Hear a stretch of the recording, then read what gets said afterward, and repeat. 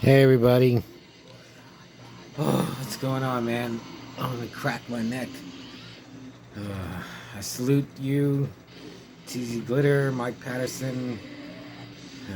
Respond to that email.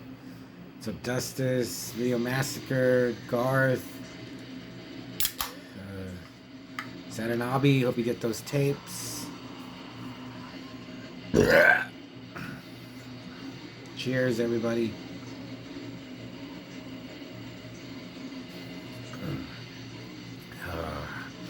Will we get into this? I'm listening to Regurgitation, Tales of Necrophilia. Oh my god, it's horrible. How could they do it? So I was having a nightmare where I was at work, and I worked and I did everything I had to do, and like, okay, I'm gonna go ask if I could go home. I need a drink.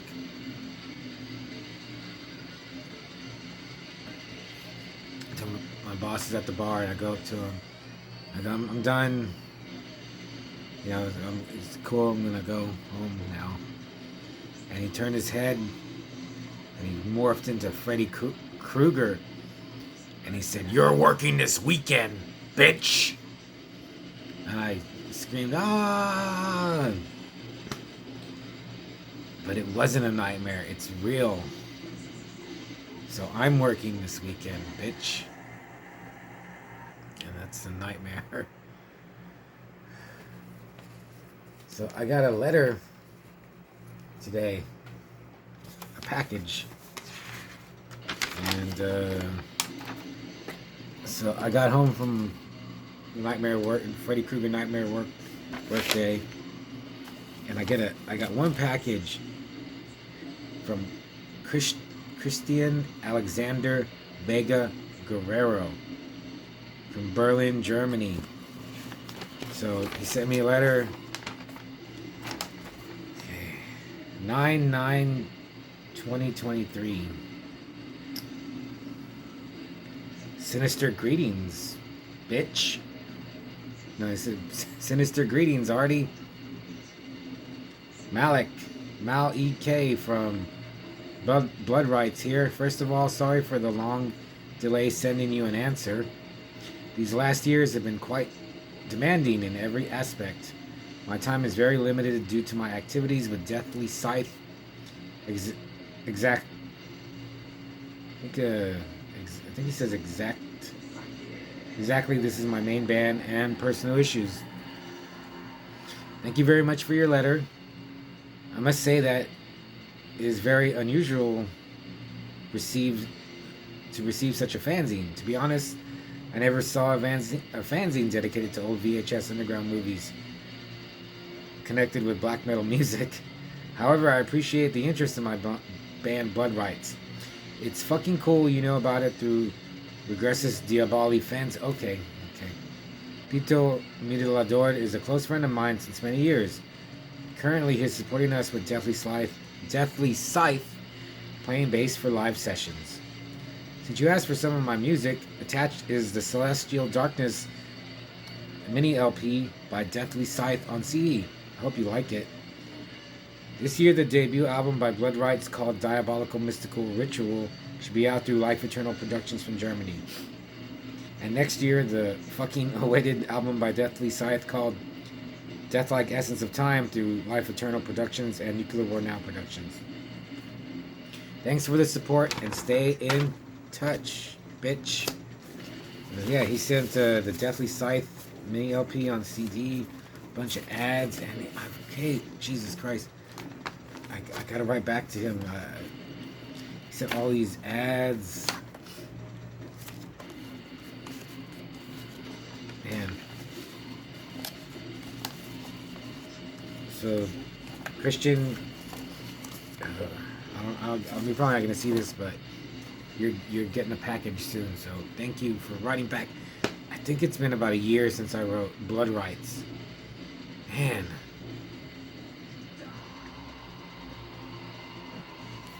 See what happens when you write a letter? So where Okay, so now I'm going to review a movie that I got. I'm going to make this one quick, but I love this movie so much. I got to talk about it. It's Delicatessen from 1991, written and directed by Marco Garot and Jean-Pierre Jeunet, starring Marie Donac and Dom Pignon. Man, Delicatessen. I remember renting it from Ballbuster. Oh, Jesus Christ, I guess. Came out in 91. I don't think I rented it in 91. Maybe like 95. No, Jesus.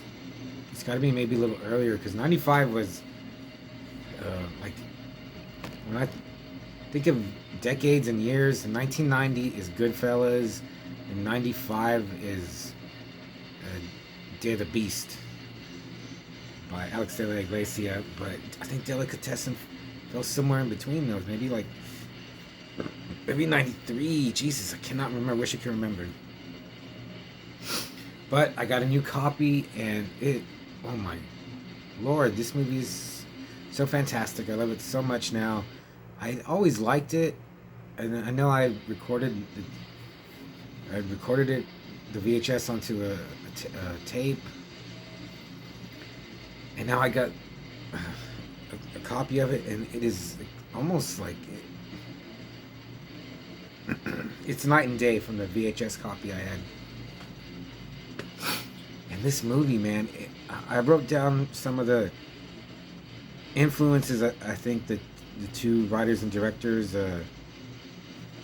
Marc and Jean-Pierre, like Terry Gilliam, David Lynch, Lars von Trier, Luc Besson, Peter Greenaway, and like spiritually, I would say Alejandro Jodorowsky, Argento.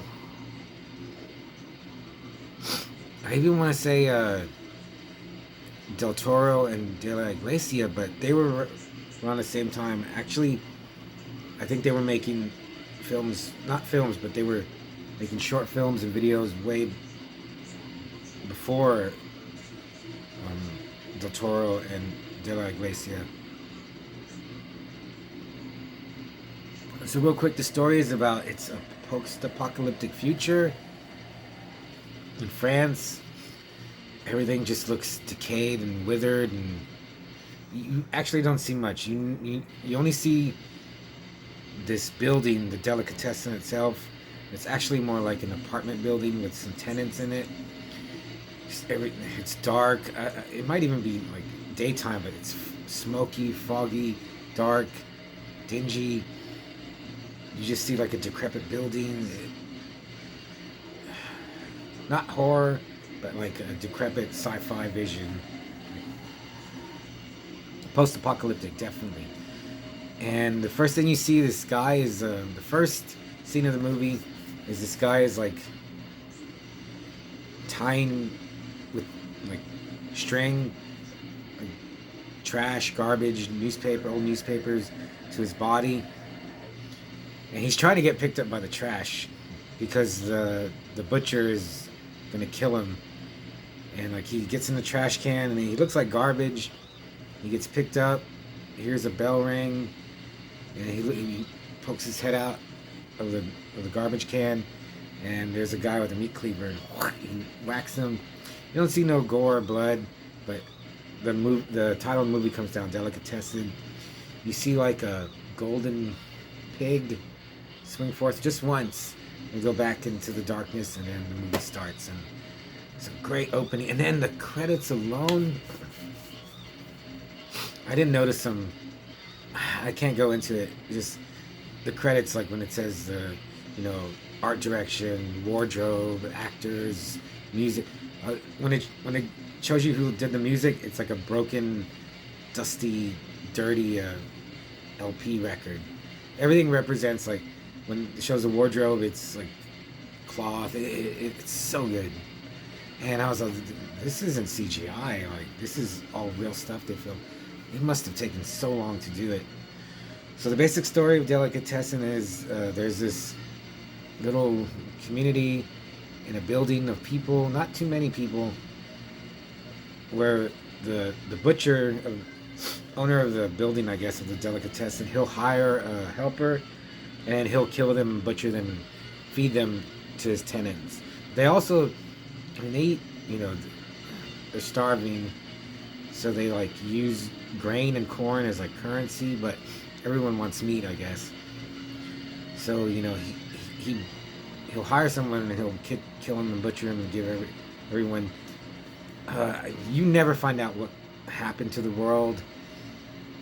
Barely get a hint. At what, he has a daughter and she wants to leave, and he's like, "You won't survive 2 weeks out there." But they never say what happened. But they still have electricity. They still have TV. They still have guns, weapons. I mean, vehicles. There is like a society still, but for a little bit I was okay. Well, I want to know what's going on, but then I was like, it doesn't matter. You know, the world is in the building.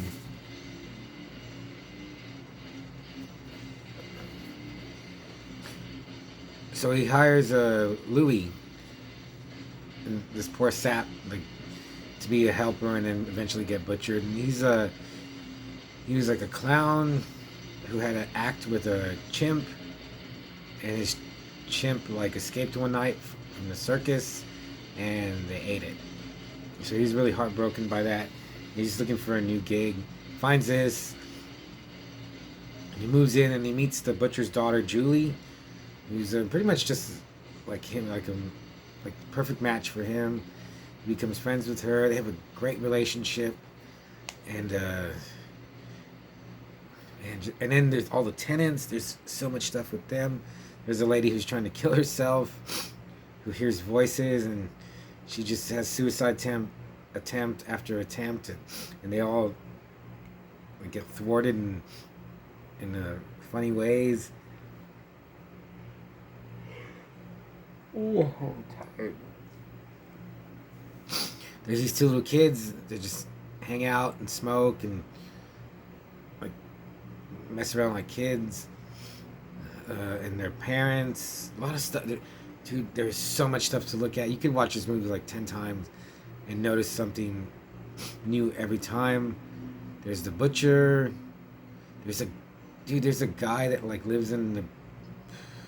I don't know. It seems like I thought it was the basement for some reason, but it's flooded, and you know he refuses to partake in their cannibalism, so he's like growing snails and frogs, and he eats them. Like he eats a snail, he throws a shell. Dude, there's a mountain of snail shells, and I was like, someone had to like really make that, like put all those shells. They look like each individual shell. I mean, I'm sure they put something underneath and piled them, but it was just awesome.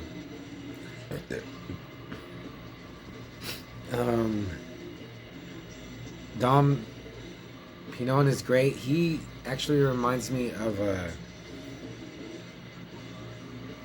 like a good young Klaus Kinski. He's really good. There's a lot of like all the directors I named. I'm missing like. I'm probably totally off base. There's a lot of stuff that would be like this could be like a silent film. Oh man, or from the 40s. Yeah, I'm probably mistaken on the influences of this, but it was just great. There's no gore. There's I mean, there's some killing, but they're not graphic, so this isn't like a gore movie. But it does deal with cannibalism, though, so that's and I usually don't like when they do that. When it's a cannibal movie, you don't see anything. And this straddles that line so perfectly, though, because it's brutal in some parts, but it's not like Jesus. What's the word? It's not gratuitous or just doing it just to do it. I mean, there's. Yeah, it's doing cannibalism, but there's nothing like that in this. It's only an hour and a half. Yeah, there's some parts that did drag a little, but there's a lot of great parts that are really funny, really inventive, and just the look of the movie. I love the ending. like the final scene is just great, and it's a happy ending in a horrible world that they're living in, but they just find, what beauty they can in it. What else? I didn't look like how much it cost to buy it. I'm sure it's so easily available. Overall, I would, right now, in my inebriated state, I'd give it a 5 out of 5. That's how much I like it. I mean, it could change. I don't want to, like, when I like a movie this much, I kind of feel like maybe, I'll get tired of it and I'll just forget about it. Hopefully I won't. I think this will go on like the rotation of great movies, and Evil Dead. Oh yeah, maybe even little Raimi in there. Bruno Mattei.